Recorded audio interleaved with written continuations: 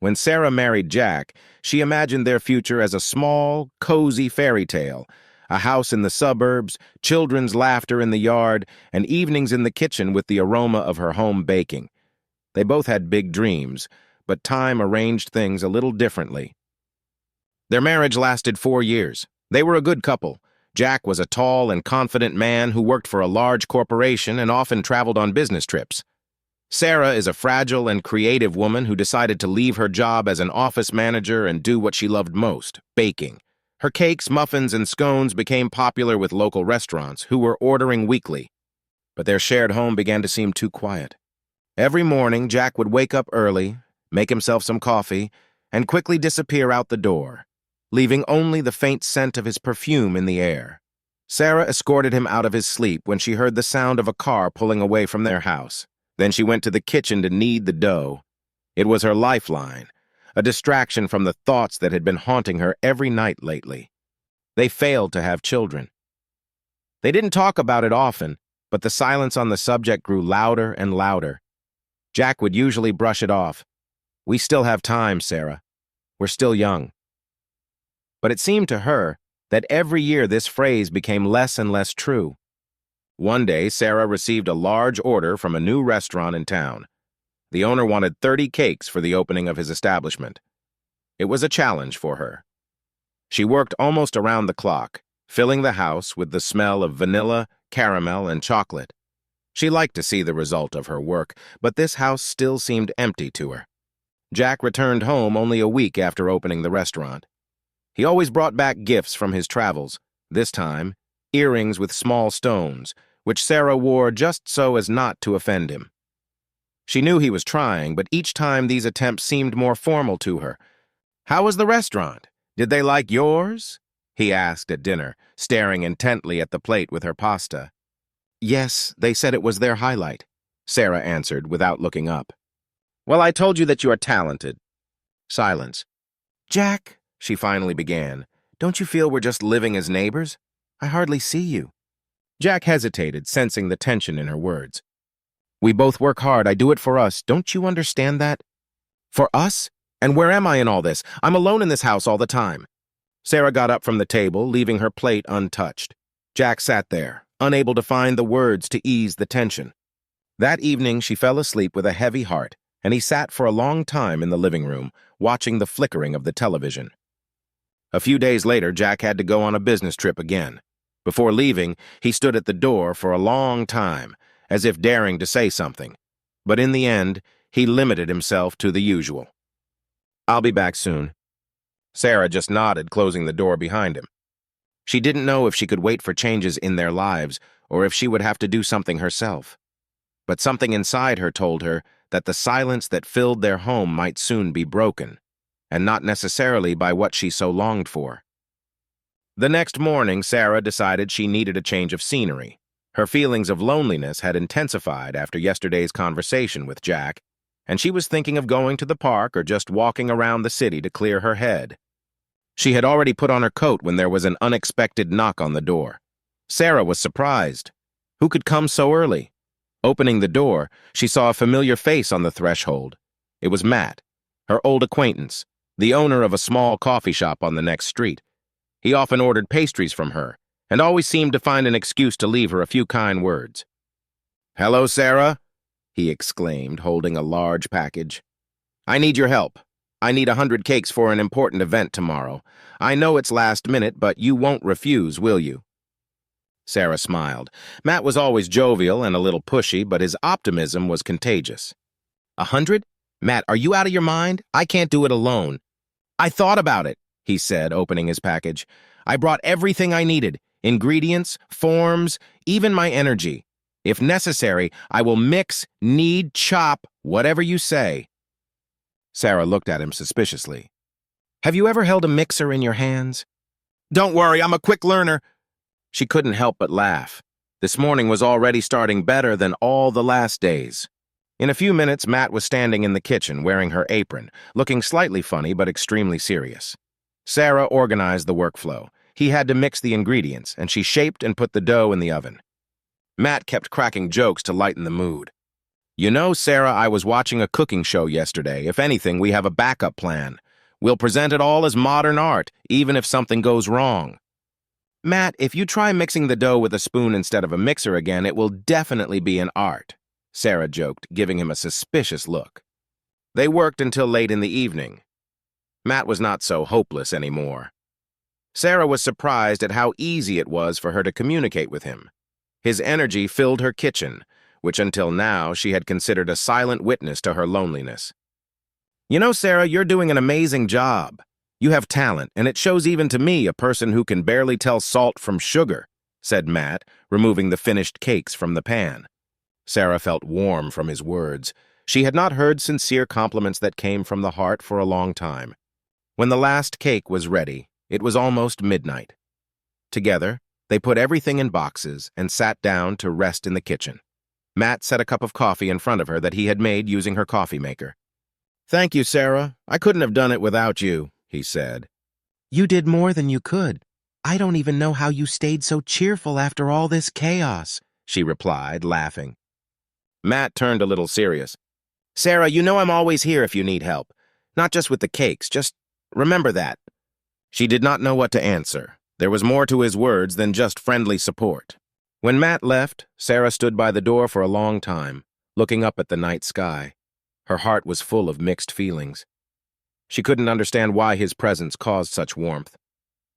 This night left a mark on her soul, and it seems she brought something new, a hint of the changes that were already waiting for her around the corner.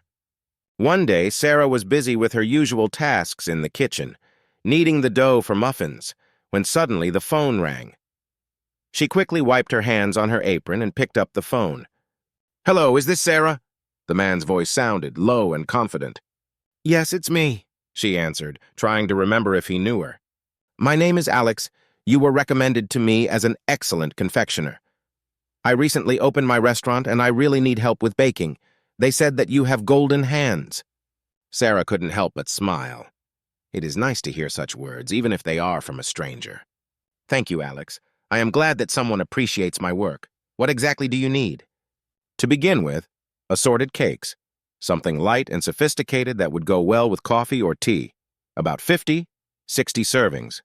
Can you do it by tomorrow? Tomorrow? Sarah thought a little. Although the order was urgent, she liked the challenge. Besides, a new client is always a chance for something more. "Yes, I think I will manage." "Excellent. Then I'll send a courier tomorrow morning," Alex said. "Good. Can you send your wishes regarding flavors or types of cakes to my number?"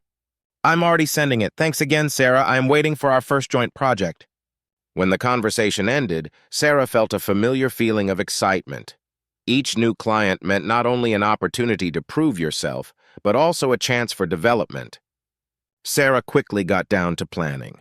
She decided to make several options for cakes: classic muffins with blueberries, eclairs with delicate vanilla cream, and lemon tartlets. These were her tried-and-true recipes that were always successful. By late evening, the kitchen turned into a real pastry shop again. The aromas of lemon, vanilla, and chocolate hung in the air. Sarah worked with special inspiration, thinking about how her cakes would decorate the new restaurant. When everything was ready, she carefully packed the pastries in stylish boxes that she kept for special orders. She went to bed feeling tired but satisfied. As Sarah finished packing the last box of cookies, she heard the doorbell ring. It was a little unexpected because she was waiting for the courier, but did not expect that he would come so quickly. She opened the door and saw Alex. He looked perfect, a stylish suit, a slight smile and confidence in his eyes. "Sarah, good morning," he greeted. "I decided to come alone. Couriers are fine, but I wanted to say thanks once again in person." Sarah was surprised, but couldn't help but smile back. "Oh, Alex, this is unexpected, but as you can see, everything is ready. I already packed everything," she said, pointing to the neatly stacked boxes. "I did not doubt your punctuality," he answered. "But to be honest, I just wanted to see you again. You made a big impression on me." Sarah froze in place. She didn't know how to react to such words, especially from a client she was seeing for the first time. "Thank you, Alex, that's very kind of you," she finally answered, trying not to show her confusion. Alex took out an envelope and handed it to Sarah. "Here is your payment. You deserve every cent, and I hope this is just the beginning of our collaboration." She took the envelope, still a little puzzled by his insistence. "Thank you, that is very generous of you." Alex nodded as if he was satisfied with her answer and already turned to the door. But before he left, he suddenly took a step towards her. "Sarah, I know this is a bit sudden, but I have to say, you are an incredible woman. And if this sounds inappropriate, I'm sorry, but I haven't met someone who impressed me like that in a long time." He leaned down and kissed her lightly on the lips. Sarah froze before she could say or do anything. At the same moment, the apartment door opened. Jack was standing in the doorway. His eyes widened at what he saw, his wife, with an envelope in her hands, and in front of her a man in an expensive suit, who had just pulled away after a kiss. What is happening here? Said Jack coldly. His voice was calm, but there was deep tension in it. Sarah took a step back, dropping the envelope on the table. "Jack, this is Alex. He is my client." "We just finished the order," she began, but her voice was shaking. Jack quickly ran out of the apartment. Sarah tried to detain him, but it was in vain. The next day, Sarah woke up with a heavy heart. The conversation with Jack, his anger, and that strange kiss from Alex kept her restless. She needed advice and decided to go to her best friend, Lisa. Lisa was always the one who knew how to listen and find the right words. She invited Sarah into the kitchen, poured her a cup of hot tea, and said, "Well, tell me everything first. What happened?" Sarah talked about Alex's weird kiss, Jack's reaction, and then their tension that had built up over the years. Her voice trembled and tears welled up in her eyes. "Sarah," Lisa said softly, "you've been in this marriage for so long, but it seems that Jack didn't really appreciate you. You need to think about what you want."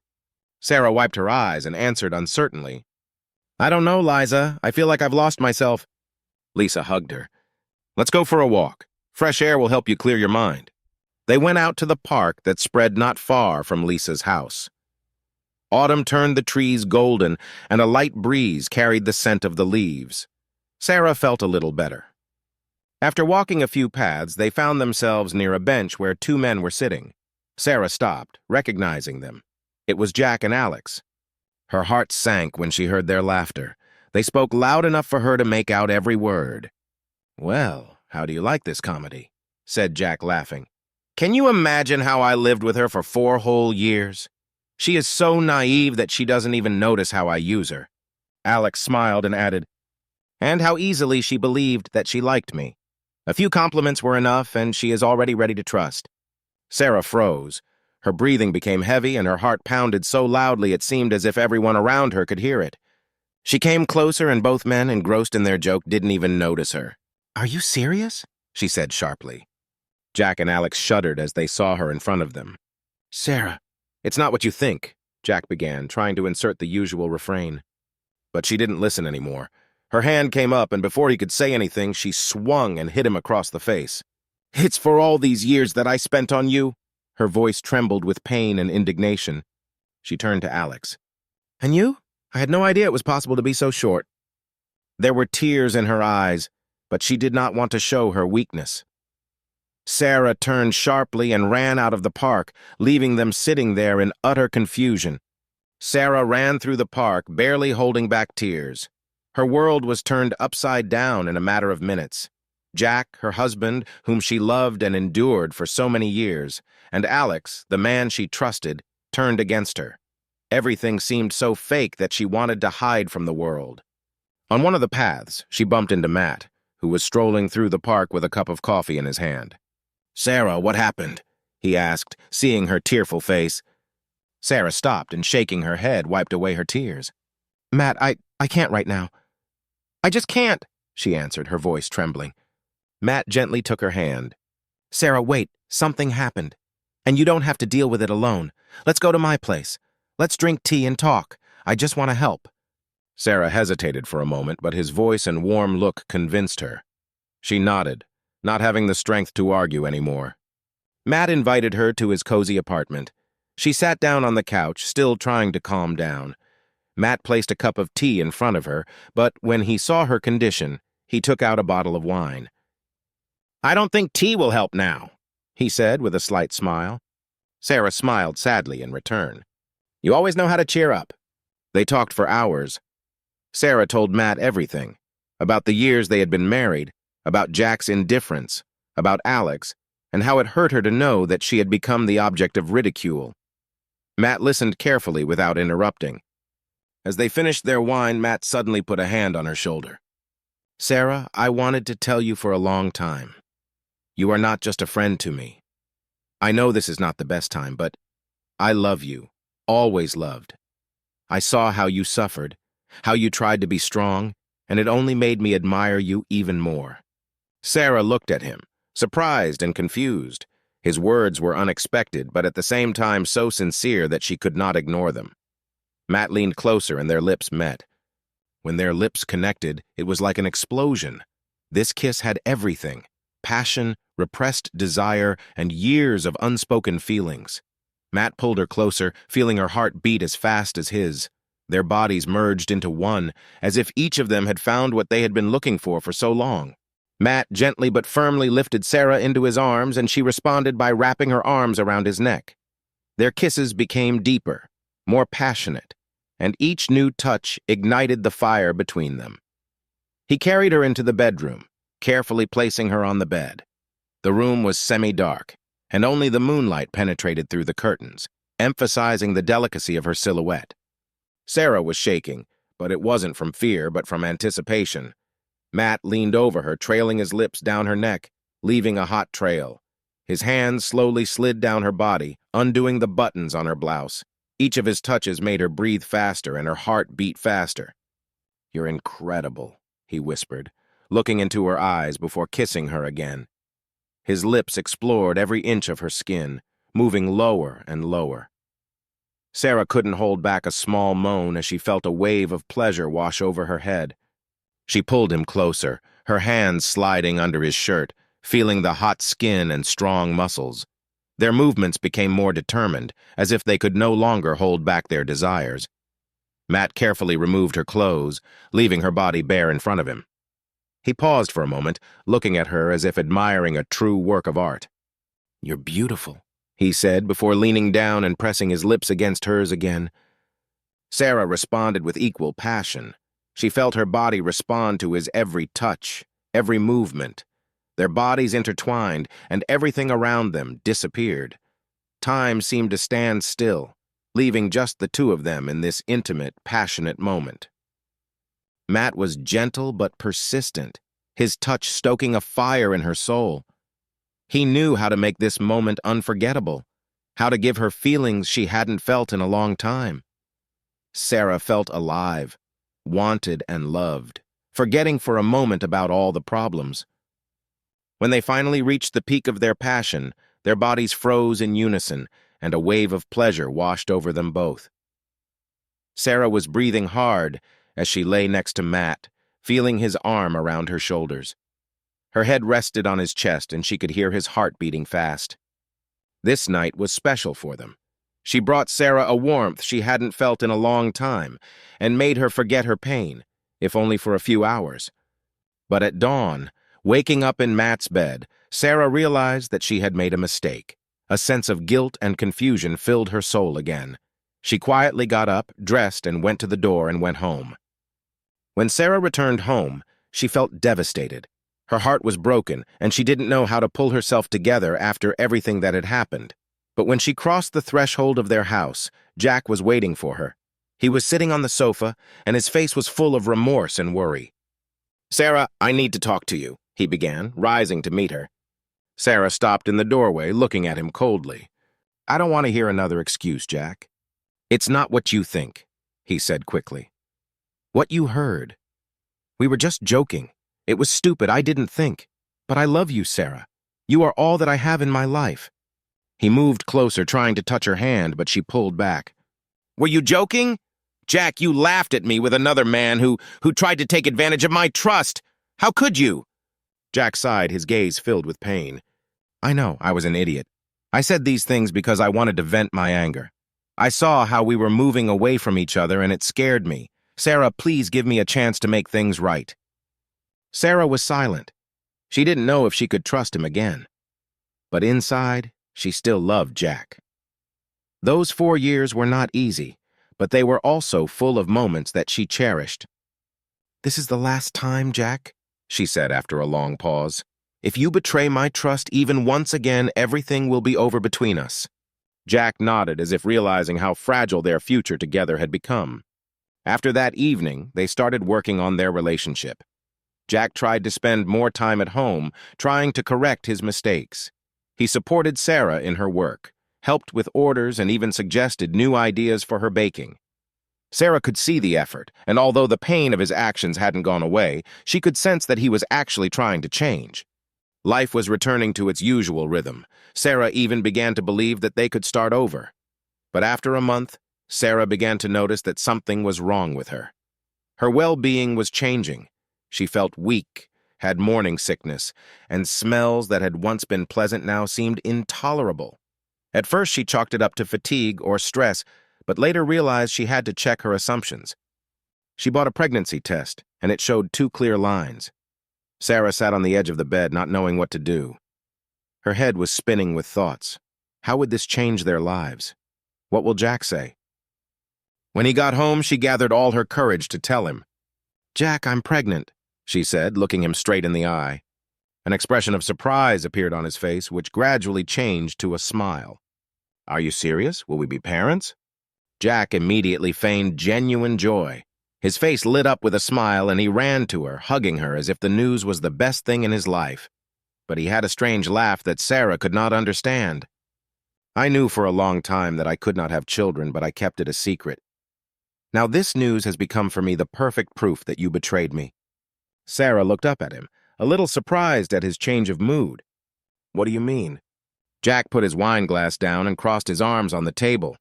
"I know that this is not my child." Her face immediately softened. What are you saying? This is nonsense. Of course it's your baby." "No, Sarah," he said, his voice full of ice. "I know that I am infertile, and that means you betrayed me." Sarah froze in place, her breathing quickening. "Jack, I didn't know." "Didn't you know? Did you really think you could hide it?" Jack got up, went around the table, and stood in front of her. "I suspected for a long time that something was wrong between us, but now I have irrefutable proof." Sarah clutched her head, trying to think of something to explain her actions. Jack pulled out a document from the safe and, pointing his finger at one of the items, said, "You seem to have forgotten about it. It is clearly written here. If one of us cheats, all the property goes to the other." Sarah's eyes widened. "Jack, but you said it was just a formality." He laughed bitterly. "Formality? Now it's not a formality, it's your reality, Sarah." She lowered her head, feeling the ground go away from under her feet. "What will happen now?" she asked, barely audible. "Now?" asked Jack. His voice was calm, but there was cruelty in it. "Now I'm filing for divorce. Now this apartment passes to me." Sarah slumped into her chair, not knowing what to say. She realized that everything was lost. Her betrayal not only destroyed their marriage, but also robbed her of everything she had built up in recent years. He turned and left, leaving Sarah in an empty house that no longer belonged to her, and told her to leave there the next day. The next day, Sarah packed her things and left the house she once called home. She walked down the street with a suitcase, feeling destroyed. Her life fell apart. Betrayal, divorce, a sense of betrayal of trust. But the worst thing is the unknown. She didn't know what lay ahead, and whether she would ever be able to make things right. While she was walking, thinking about how she would continue to live, she was suddenly called by a familiar voice. "Sarah, is that you?" She turned to see Matt. He was walking toward her with such an anxious expression on his face that her heart sank. "Matt," she said quietly, barely holding back tears. "What happened? Why are you here with a suitcase?" he asked, quickly approaching. Sarah couldn't hold back and told him everything. About the lies, about the marriage contract, about how Jack had found out about her betrayal, and that now she had lost everything. Her voice was shaking, and her eyes were full of tears. When she got to the main point, what the baby was expecting and what the baby was from him, Matt froze in place. "From me?" he asked, as if afraid to believe it. Sarah nodded, looking at him anxiously. "Matt, I know that this happened because of my mistake. I didn't expect it to turn out like this, but now I have nothing." Matt suddenly smiled, and his eyes lit up in a way she had never seen before. "Sarah, are you serious? This is the best news I have ever heard." He stepped closer, taking her hands in his. "I love you, Sarah. Always loved. Now I know for sure that I want to be close to you and our child. Sarah stood there not believing her ears. Matt wrapped his arms around her and she felt the warmth she had lost a long time ago. "Let's go to my place," he said. "You need rest, support, and a home, and I'll give you that." Sarah agreed. Matt brought her to his apartment, cozy and warm, where she immediately felt at ease. He made her tea while listening intently as she talked about all the events of the past weeks. As the evening gradually turned into night, Sarah began to notice her heart beating faster every time Matt looked at her. His care and support awakened in her feelings that she had not felt for a long time. They spent the evening together, laughing and reminiscing about the times when their relationship was just friendship. Matt didn't hide his feelings, and Sarah, for the first time in a long time, allowed herself to relax and enjoy the moment. As Sarah fell asleep in his apartment, she realized that she felt at peace for the first time in a long time. Matt became a support for her, and now she understood that it was not an accident. She began to fall in love with him, and although her heart was still broken, she felt that she could build a new life with him. One day Matt said, "Sarah, you have the right to fight for your own. The fact that he is infertile and concealed it may have influenced your decisions. I know a good lawyer who can help," Sarah thought. It was difficult for her to imagine how she would face Jack again, but Matt's words gave her confidence. Do you really think that this is possible? She asked. "I don't just think, I'm sure," he answered, smiling. "I will take care of it." Matt hired an experienced attorney who immediately took on the case. He studied the marriage contract and found a key point that made it invalid. "The contract can be appealed," explained the lawyer. "If your husband deliberately hid information about his infertility, this can be considered as cheating. This violates the principles of honesty and transparency on which such a document should be based." Sarah felt hope again. She agreed to file a lawsuit to challenge the contract and get back what was rightfully hers. In court, Jack behaved defiantly, as always. He was sure that the contract would protect him.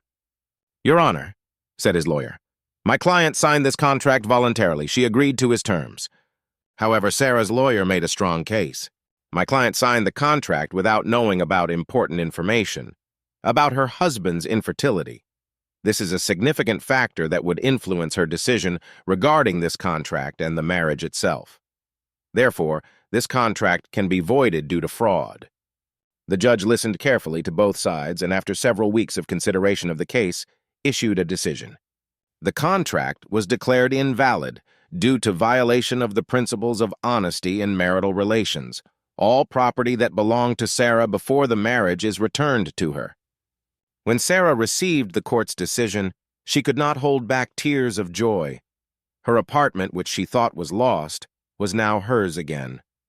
Matt was there, supporting her throughout the process, and it was thanks to him that she was able to find the strength to fight.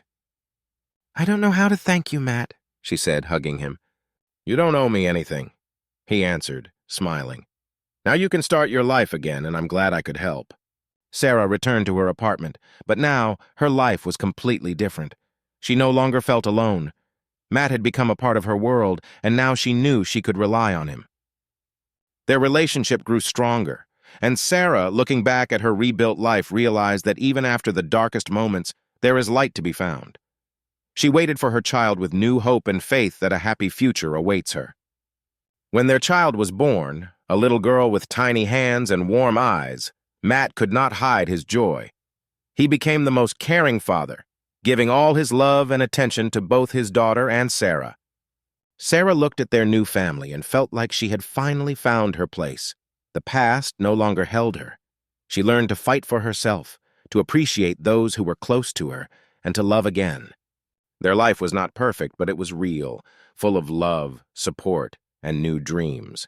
Sarah knew that now she had everything she dreamed of, a family, a home, and a future in which she was happy.